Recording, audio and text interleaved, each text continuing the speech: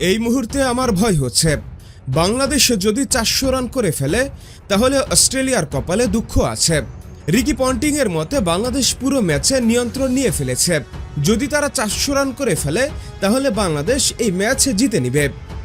দর্শক, Ricky Ponting এর এই আশঙ্কা কিন্তু ফেলে দেবার নয়, কারণ বাংলাদেশ সেদিকেই এগিয়ে যাচ্ছে।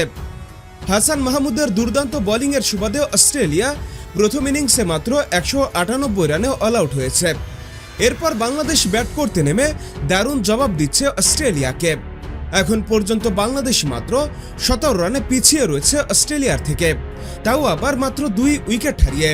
তানজিদ হাসান তামিম এখনও 74 রানে অপরাজিত রয়েছেন। এছাড়া মমিনুল হক 49 রানে আউট হয়ে গেছেন, আর নাজমুল হোসেন শান্ত 28 রানে অপরাজিত রয়েছেন।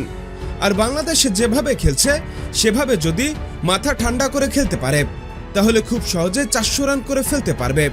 হ্যাঁ দর্শক, আপনাদের বলছি, আপনাদের কি মনে হয় রিকি পন্টিং এর আশঙ্কায় কি সত্যি হতে যাচ্ছে?